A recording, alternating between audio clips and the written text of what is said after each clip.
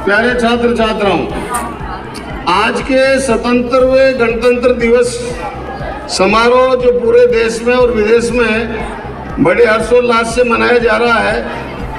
विद्यालय परिवार द्वारा जो आयोजित कार्यक्रम किया जा रहा है उसके मुख्य अतिथि श्रीमती सीमा देवी जी कंजर, प्रशासक ग्राम पंचायत पलाशिया, अंजलि कुमार जी शर्मा पूर्व प्रधान साहब, ज्ञानमल जी कंजर समाज सेवी प्रशासक पूर्व सरपंच, आज के विशिष्ट अतिथि सुनीत कुमार जी कंजर, राजकमल जी कंजर भाई साहब, अमृतलाल जी कंजर, सुरजीत जी कंजर, नेमीचंद जी कंजर, और मैं किसी का नाम भूल गया हो तो माफी चाहता हूँ। आज 26 जनवरी क्यों मनाई जाती है इसके बारे में आप सभी जानते हैं। मैं केवल 2 शब्द बोलूंगा और विद्यालय परिवार की उपलब्धियां और गौरव बताऊंगा। आपको सभी को पता है कि 15 अगस्त 1949 अपना देश आजाद नहीं होने से पहले भारत में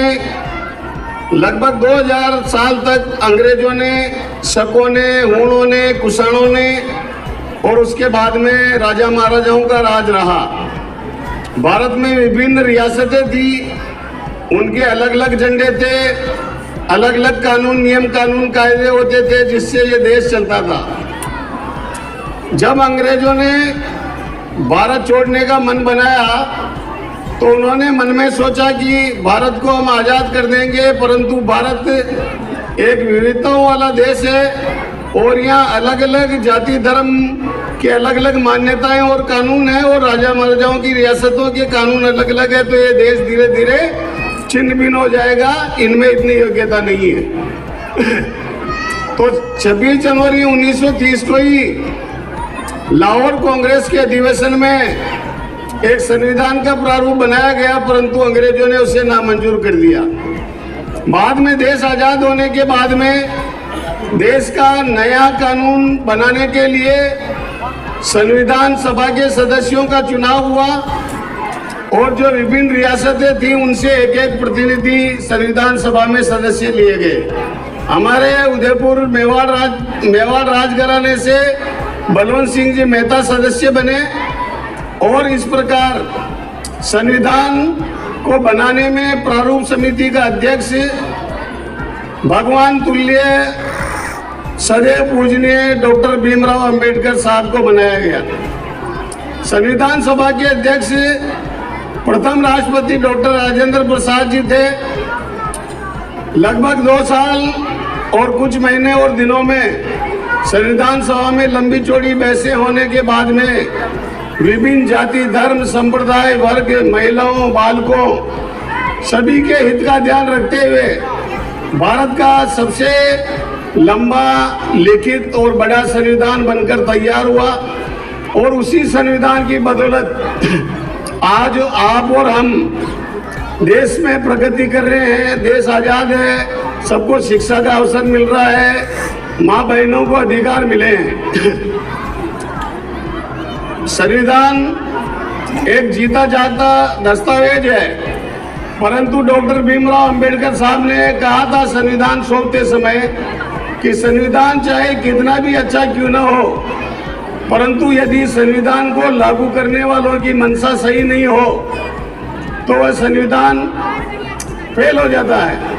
तो संविधान भारत में लागू है, छुआछूत की प्रथा बंद है, बाल विवाह बंद है, सती प्रथा बंद है, बहुत सारे जो सामाजिक कुरीतियां वो बंद है। परंतु आप और हम देखते हैं कि कभी कभी ऐसी घटनाएं हो जाती है जो आप और हम शर्मसार हो जाते हैं। परंतु इसके बावजूद भी भारत एक विविधता में एकता वाला देश है। विभिन्न मत मतांतर धर्म संप्रदाय होने के बावजूद आज भारत अक्षुण है, अखंड है, भारत एक है और आज की तारीख में भारत का डंका पूरे संसार में बज रहा है। कुशल नेतृत्व है आदरणीय प्रधानमंत्री मोदी जी के नेतृत्व में। तो भारतीय संविधान आपके लिए और हमारे लिए बहुत अच्छा है, परंतु एक बात सबसे बड़ी बात यह है कि भारतीय संविधान के बारे में बच्चे केवल जो एक चैप्टर आधा चैप्टर जो पढ़ते हैं, परंतु मेरा ऐसा मानना है व्यक्तिगत तौर से कि प्रत्येक पढ़ा लिखा नागरिक चाहे किसी भी जाति धर्म संप्रदाय वर्ग का हो, यदि वह संविधान की पुस्तिका अपने घर में रखे और उस संविधान के विभिन्न प्रावधान पढ़े एक बार, तो उनको मालूम पड़ेगा कि आपके और हमारे क्या अधिकार हैं और उन अधिकारों को किससे हासिल किया जा सकता है। वह केवल शिक्षा है। बाबा साहब ने कहा था कि शिक्षा वह शेरनी का दूध है, जो शिक्षा को प्राप्त करता है वह शेर की तरह दौड़ता है और अपने अधिकारों के लिए जागरूक रहता है, संघर्ष रहता है। उन्होंने 3 नारे दिए थे, शिक्षित बनो, शिक्षित बनकर समाज को, मानव समाज को, अपनी जाति की बात नहीं है, मानव समाज को संगठित करो और संघर्ष करो अपने हक और हक हुकूक अधिकार के लिए। जहां भी आपको ऐसा लगे कि आपके हकों पर कुठाराघात किया जा रहा है या समाज के जो दबे कुचले पिछड़ा वर्ग है जिसमें आप और हम भी आते हैं, उन जिस समाज में आप और हम पैदा हुए, शिक्षित आदमियों का सबसे बड़ा फर्ज क्या है? एक गुरु, गुरु का मतलब होता है जो अंधकार से प्रकाश की ओर ले जाता है। तो चाहे वो गुरुजन हो या समाज का कोई भी कर्मचारी हो, केंद्र सरकार का हो, राज्य सरकार का हो, अर्धशासी निगम निकाय का, बोर्ड का हो, जिस समाज में आप और हम पैदा हुए,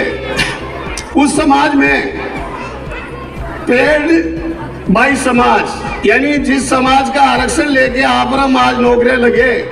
यदि हम अपने समाज का थोड़ा बहुत भी अपने प्रयासों से तन मन धन से सहयोग देकर भला नहीं कर पाए, तो समाज में पैदा होने का, उस समाज के नाम का जाति का आरक्षण लगाकर, लेबल लगाकर जिस आप पद पर पहुंचे हैं, उसका कोई फायदा नहीं है।